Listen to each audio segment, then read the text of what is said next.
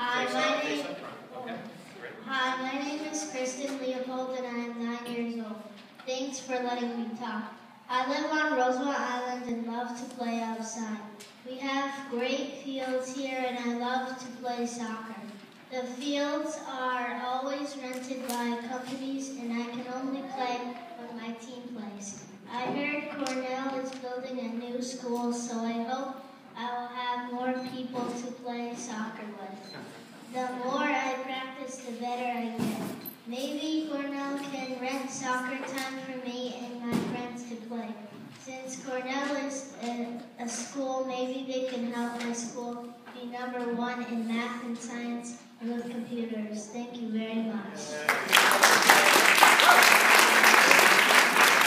One of the best speeches I've heard in the whole thing, and it was very, very well presented and short. Okay, we'll go ahead and get started. All right. I can't top that. A future Cornellian, right? You're going to come to Cornell? Excellent. So I'm Cathy Dove, and I'm the Vice President for Cornell Tech, and thank you for the opportunity to speak. We will try and keep our comments very short. As I have for the last couple of times I've done this, I'm going to apologize to my neighbors because many of you have heard a lot of what I'm going to say as an introduction.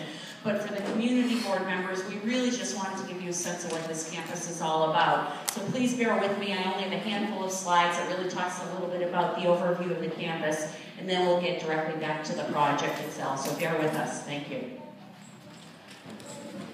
So I wanted to start by saying something you probably all know, and that is this campus has been a reality now for almost a year, actually a year next week. And I keep thinking about why has this campus received such great interest and such great press and just kind of worldwide attention.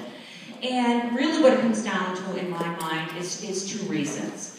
The mission of this campus is to create great technology. And the reason why the mayor several years ago had this vision to create a graduate tech campus here in New York City was for two primary reasons.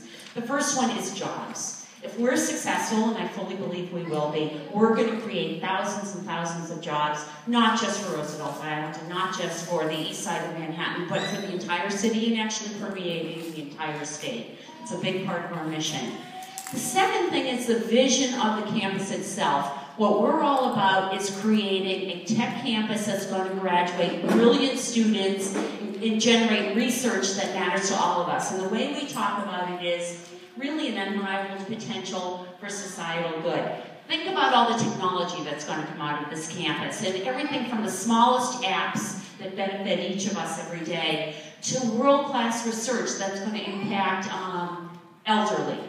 the elderly and aging and informatics and all the other things that are going to come out of this campus. So it really has an incredible mission that seems to have resonated with people.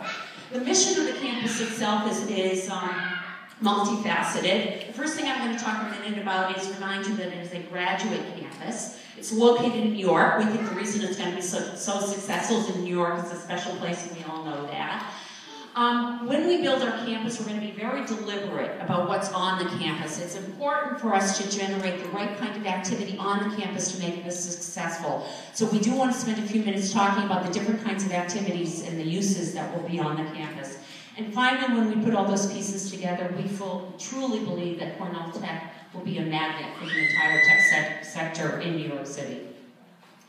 So what is the campus all about? A couple things. It's a graduate campus only, so we will have master's degree students and PhD students. You may see a few undergraduates here, but they will not be here for degrees. They would be here for special projects and potentially internships. We have a number of degrees that have already been approved by New York State. 5 master's degree programs that will be Cornell programs. And also we're working very closely with our academic partner, the Technion, which is a wonderful institution from Israel. And we can spend a whole hour talking just about the Technion. We have planned dual degrees with the Technion. So a student that gets a degree from both of us will actually end up with both a Cornell and a Technion degree. We're going to have a mix of interdisciplinary research and studies and a very entrepreneurial culture. Well before Cornell was named, to open this wonderful campus. We actually started our discussions with the Roosevelt Island community. The minute we saw this location, we said this would just be a spectacular place to build a campus. And when we started those discussions, one of the things we wanted to do is really understand what's important to the community and what can Cornell bring to the community. And these discussions have continued up until this week. We've had a number of very, very helpful discussions, and these community forums actually have been a part of it. We had a good idea of what we thought we could bring to the community. I think it's hard to understand what a world-class and a large university can actually do for a community as far as programs on a number of different levels. But these discussions with the community have started informing some of the specifics of what we would like to engage the community with. And as recently as this week, we have been very deliberate in starting to get more and more specific about how we think we could be helpful. So one of the areas is K through 12 education.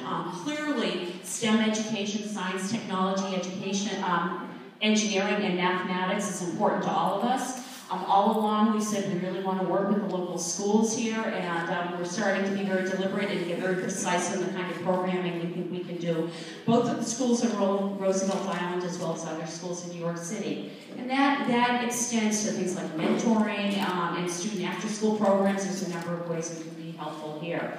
We've talked a little bit about programming for other people in the community, whether it be senior citizens, the elderly, the disabled. And again, we think there's a lot of ways related to our mission where we can be very helpful thinking about tech kinds of education and computer uses.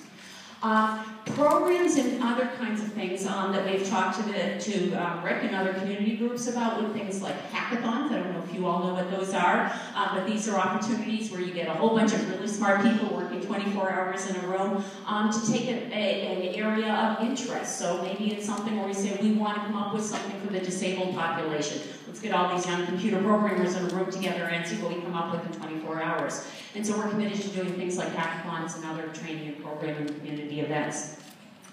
The campus itself, I think, will be a tremendous community asset.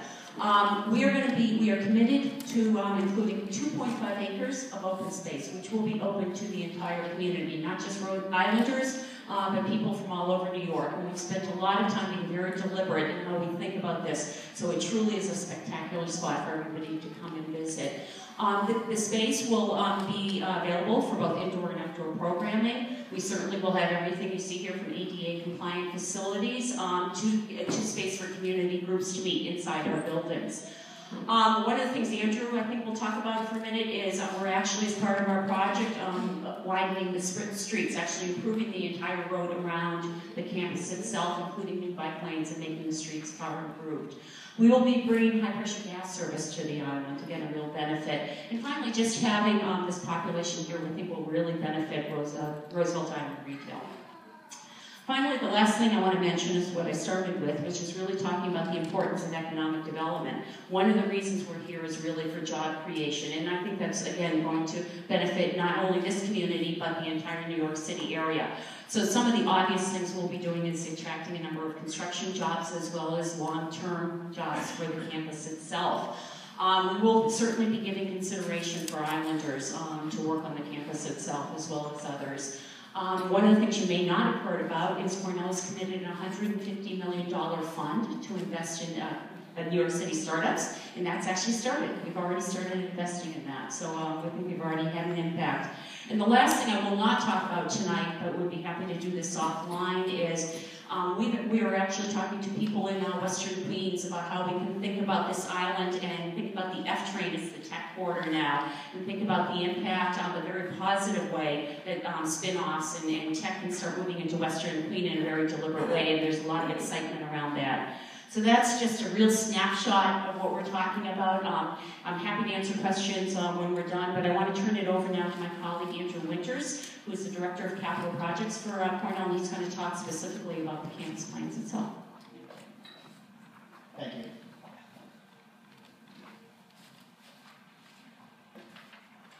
So in order to accomplish the vision that we've laid out for this tech campus and the kind of education that we're looking at, we're developing a vision for a campus that's about up to 2.1 million square feet of space that will be developed over 25 years. It's very important to say that this will be developed in phases. And phase one of this project, we're looking to open in 2017. Phase 2 would come about 10 years later, and Phase 3 would be about 10 years after that.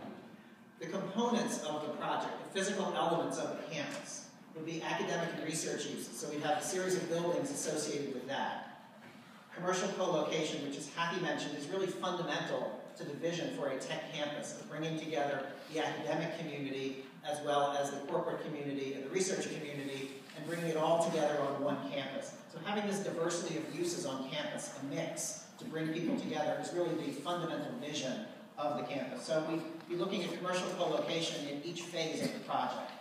Third is housing. It's very important to have students living on campus, to have professors, faculty members living on campus, to activate the campus, to keep it a safe environment, an exciting environment, and it's also practical because these are students and professors who are working many, many hours a day. So giving them the opportunity to live on campus and work on campus is a terrific opportunity, we think.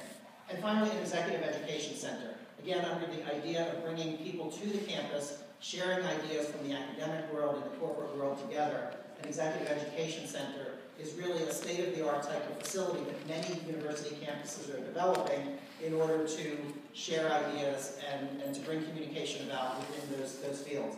So these are the key elements of each of the phases of the project, and we'd like to grow the project over years to include all of these diverse uses. Of course, we're looking for a vibrant campus, one with top quality architecture, and one where the open spaces really tie everything together, and I'll walk you through that. And finally, we're very interested in promoting sustainability through traditional and innovative technologies. Cornell's campus in Ithaca is really a world leader in terms of thinking about sustainability and energy, and we want to bring that kind of thinking down here, not only to our campus, but more broadly to the city. The campus site, as I think people know, is a 12.acre site, currently occupied by the Goldwater Hospital on the south end of the island. The city decided to decommission Goldwater per a 2010 plan by HHC, and we're currently in the midst of an approval process, the ULURP process, for the change in the zoning use and also the disposition, all of which we'll be talking about tonight. The numbers for the campus look like this. Phase 1, as I mentioned, to be open in 2017, would have up to 790,000 square feet.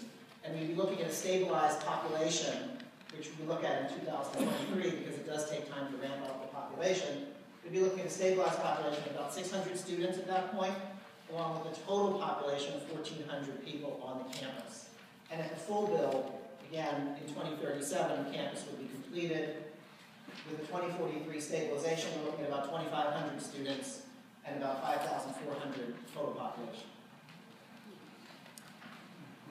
So the principles for the development of the campus are very simple and straightforward. We can't lay out a master plan that can guess what buildings and what technology is going to look like 25 years from now. But we can think about certain principles that we want to organize the campus around.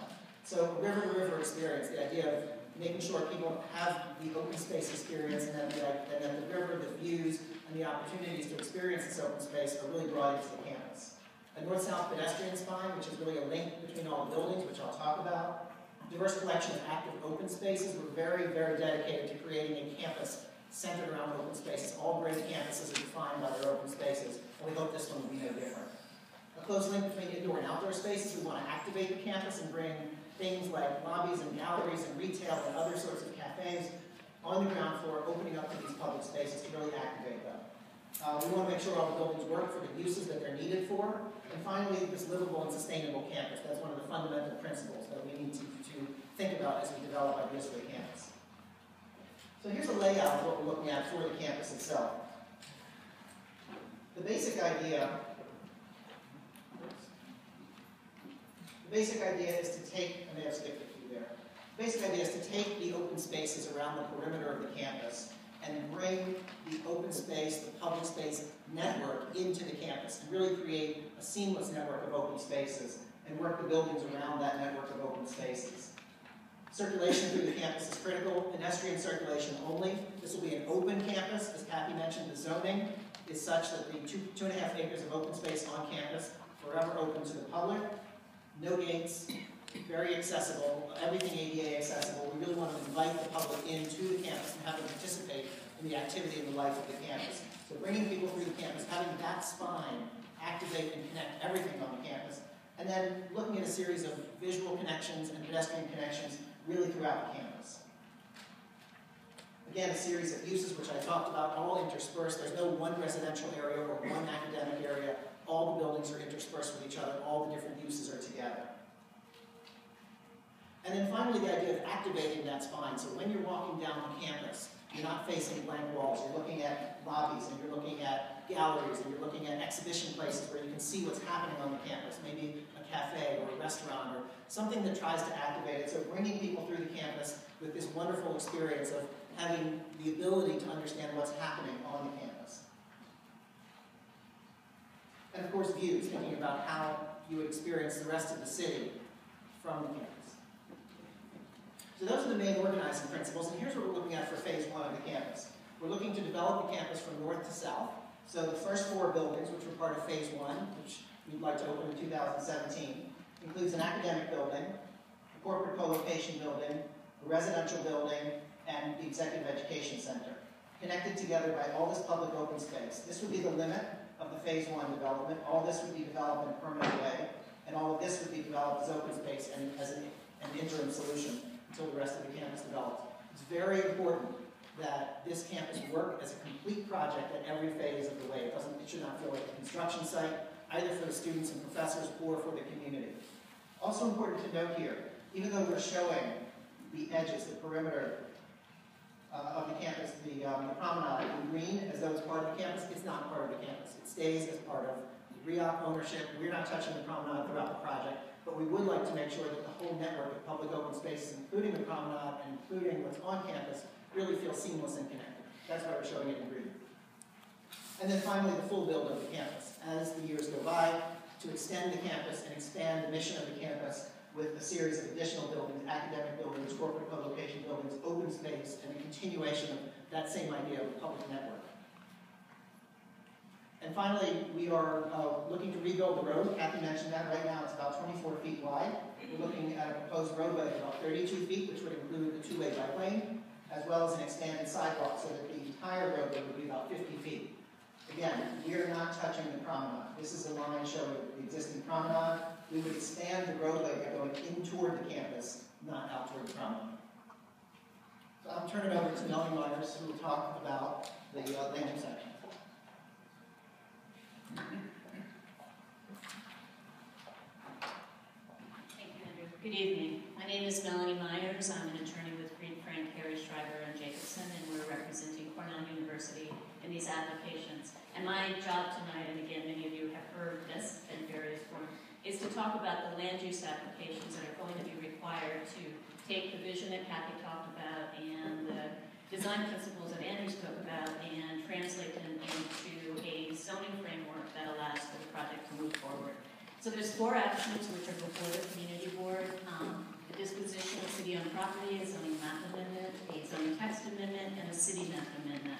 The disposition of city-owned property, I want to talk about each of those applications briefly, but to make sure we understand what they're about. The disposition of city-owned property would relate to the property that Cornell would be occupying. So it relates only to the campus area, which is within the Loop Road, and that disposition would allow for the city to lease that property to Cornell University for a long-term lease. The lease would require that Cornell develop an academic, technologically based campus over the course of about 25 years to 2038, and would require that it be maintained in that fashion over time. So that's the first action. The second action is a zoning map amendment. All of Roosevelt Island is currently zoned R72, which is a residential district that allows for community facility and residential uses. The proposal would change that zoning to a C4-5 district and a special district, and we'll talk about the special district in a minute. The goal of the zoning map amendment is to maintain the current permitted floor areas, not change the permitted density at all, but to allow for an introduction of the corporate co-location and executive conference center and the supporting retail uses which are proposed as part of the project.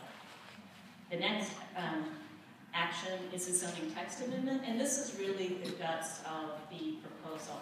And this is what we're proposing to do is create a new chapter of the zoning resolution, and that will create a series of controls that will really work to promote an academic and a research campus that allows for the integration of the development in the buildings with an open space network, and to create really a fabulous architectural vision for the space, with the flexibility for changing over time to respond to how a campus that will be built out over time will need to change. So, just in terms of some of the elements, the main part of the zoning resolution will relate to, the proposal would relate to what is called the development parcel. It's the area that is within the road. I'm like shaking a little bit. And that is the property that will be occupied by Cornell. Again, Cornell will not be leasing the roadway, will not be leasing the promenade. That will remain in the ownership of the Roosevelt Island Operating Corporation. So but the campus will be the campus, and so the controls really relate to what's proposed for the campus. So there's a series of, there's 4 basic areas that we're proposing for the special district.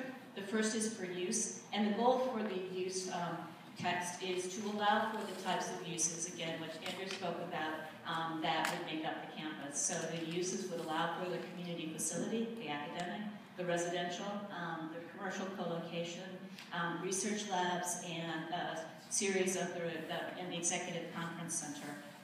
One of the things that we were at the executive committee on Monday, and one of the things they talked about with respect to the labs was to make sure that it would be good to have performance standards for that, which is something that we're very much in support of. The second area that we're proposing to have in the special district are some parking controls. And what we're proposing there is to allow for parking on the campus, but to cap the overall amount of parking to 500 spaces.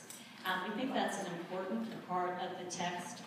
We do not in any way want to encourage driving onto the campus. We want to promote mass transit. And the technical reviews that have been done today don't show a need for very much parking on the side and that there's capacity today.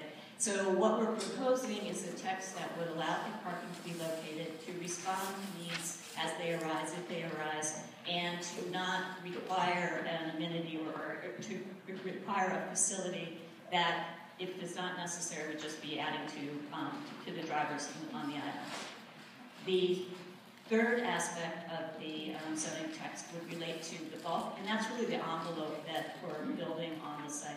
And what we are proposing are a series of controls that really relate to lot coverage and height and setback. And the goals of these are quite technical, but the goal is to basically make sure that a variety of building forms can be located on the island.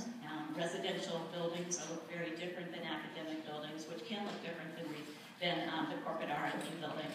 But to set up a series of controls that sort of make sure that moves forward in a sort of known way.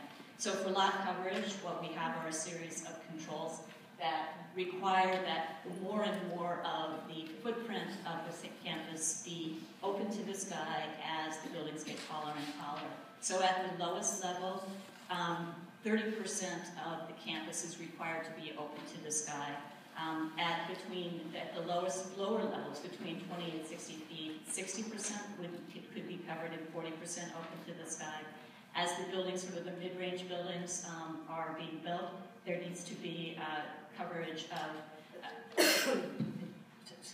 so a coverage of only 45%, so 55% would be open. And at the upper levels, only 25% of the lot would be covered by building, and the rest would be open to the sky.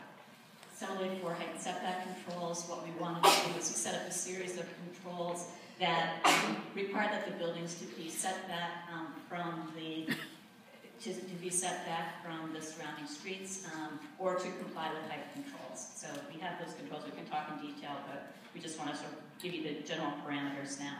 And then the fourth thing that we talked about is related in part of the text is the public access areas. This is something that is not typical for zoning changes, and what's being required as part of the zoning text is that at least 20% of the parcel will be built out as open space that will be open to the public in perpetuity.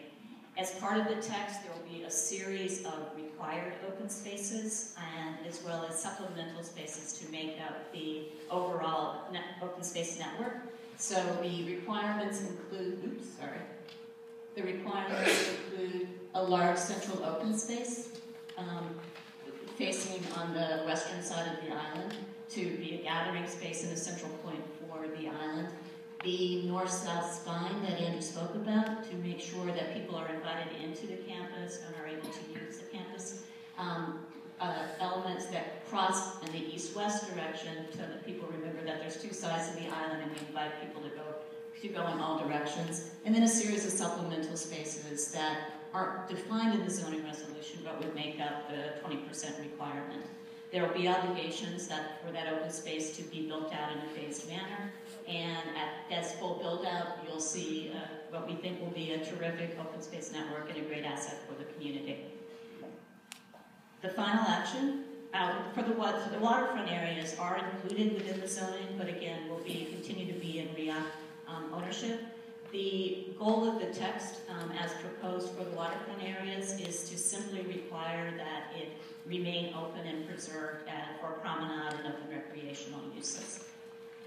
The final action before the board is a city map amendment, and the city map amendment relates to the street. And what we're proposing for that is to take what is currently a road that exists, but it's not part of the formal city maps system, extend Main Street, which is the main spine for the island, and turn the network in the southern part of the island into part of the city street system.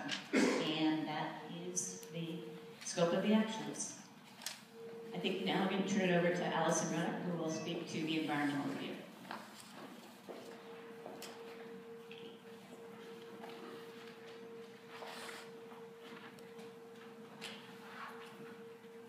Good evening. I'm Allison Reddick. I'm with AKRF, the lead consulting firm preparing the environmental impact statement. So we began preparing the environmental impact statement in January of this year when Cornell was selected. Published a draft scope of work which outlines all the analysis and methodologies that would be considered in the DPIF. Held a public meeting to go over that draft scope of work, took public comments, and then in October of this year, the DPIS was published, and that signals the start of the public review of that document. Throughout that time, the Mayor's Office of Environmental Coordination and then the city's reviewing agencies, that's the City Department of Transportation, the Landmarks Preservation Commission, the Department of City Planning, Department of Environmental Protection, other agencies as well, reviewed each of the analyses that we have prepared. Cornell and its consultants are continuing to meet with some of these agencies, and so the process is ongoing. And then the final environmental impact statement is expected in spring, and that will be after the public hearing. So comments that are taken on the draft environmental impact statement will be incorporated in that final document. What did the EIS analyze? It looked at a reasonable worst-case development scenario, and that's the project that Cathy and Andrew have described.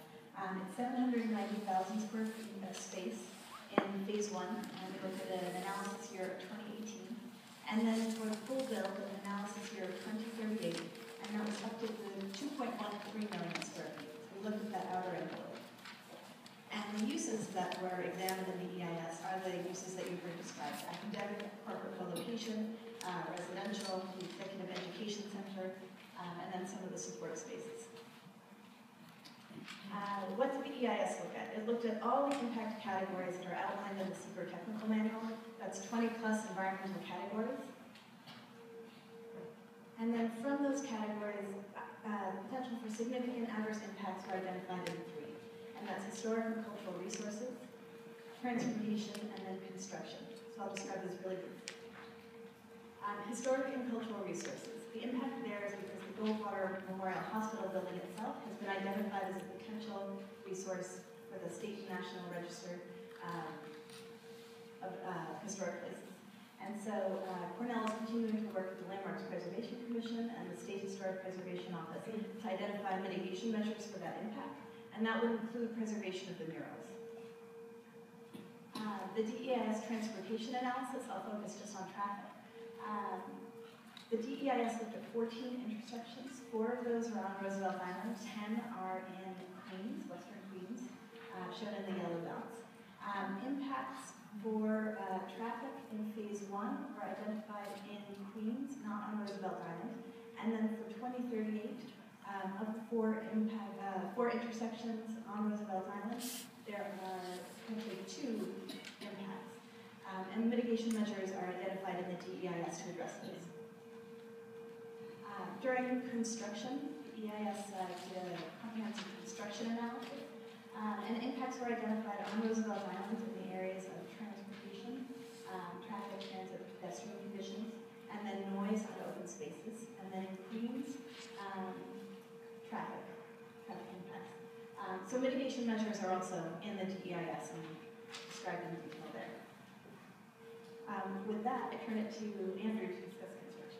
Great, so let me wrap up with 2 more slides. A large part of the conversation we've been having with the community over the last number of months has been about construction. We're very sensitive to the issues that have been raised, and I'd like to address some of them here, and we will be addressing them over the next several years together as well. So we're taking a whole series of actions that we believe will mitigate some of the impacts of construction.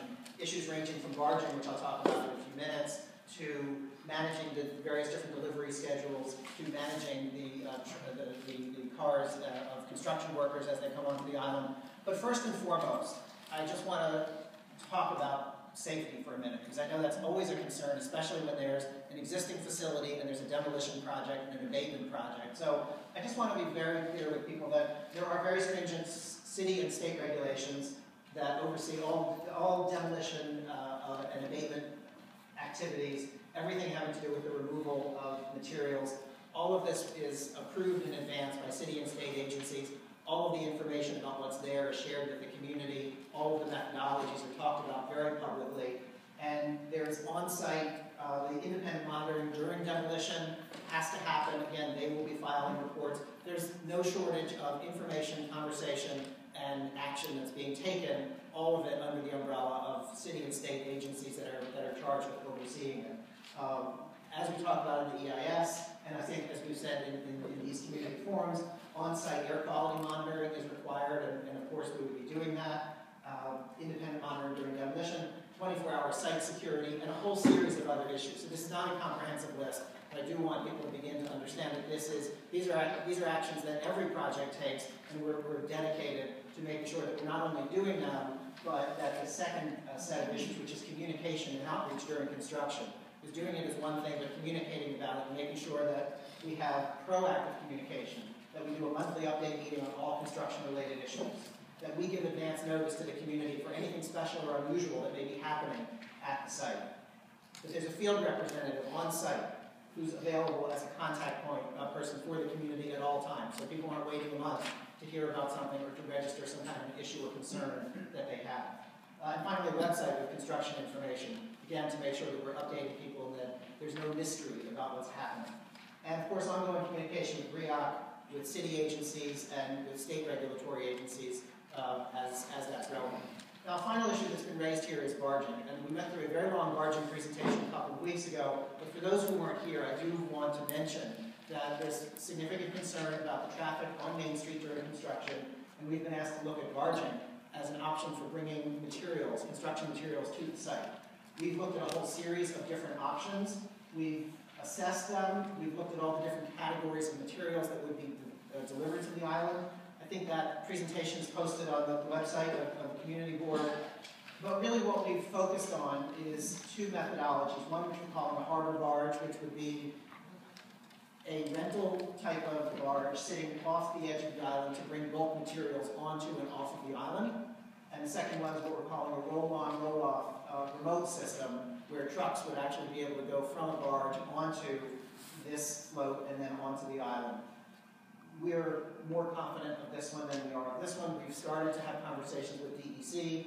They've indicated that they're very interested in talking about these methodologies, but people who have worked on large projects like this before, I think people understand that permitting is a complicated and long process. So we've begun conversations, and they need to play out over the next several months. So in terms of next steps, we will continue to work with DEC, the State Environmental Coordination Agency. We're working with the city, with Economic Development Corporation, with the mayor's office, as well as harbor facilities owners who will play a big role because the properties they own within the harbor will be an important piece of how we put a barging plan together. So let me just close by saying that we're really looking forward to joining this community. We think that it's a terrific community. We're excited about being a great neighbor and being a great resource, not just for Roosevelt Island and for the city, but really for the whole region. So we welcome your questions.